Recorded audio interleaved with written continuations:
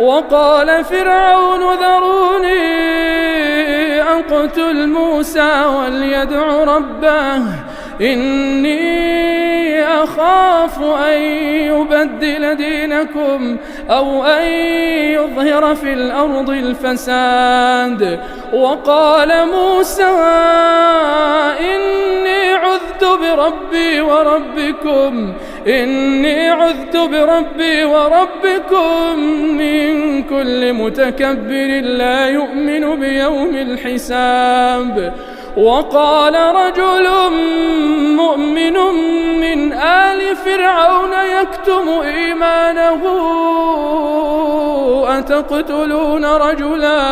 أتقتلون رجلا أن يقول ربي الله وقد جاءكم بالبينات من ربكم وإن يك كاذبا فعليه كاذبه وإن يك صادقا يصبكم بعض الذي يعدكم إن الله لا يهدي من هو مسرف كذاب.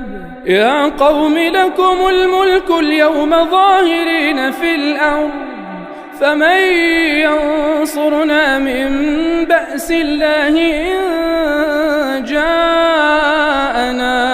قال فرعون ما أريكم إلا ما أرى وما أهديكم إلا سبيل الرشاد. وقال الذي آمن يا قوم إني أخاف عليكم مثل يوم الأحزاب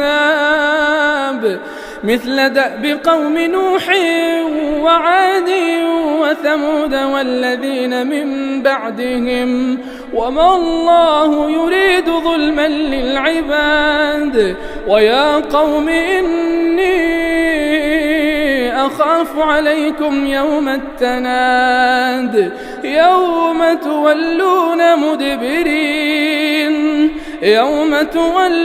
مدبرين ما لكم من الله من عاصم ومن يضلل الله فما له من هاد. ولقد جاءكم يوسف من قبل بالبينات فما زلتم في شك مما جاءكم به حتى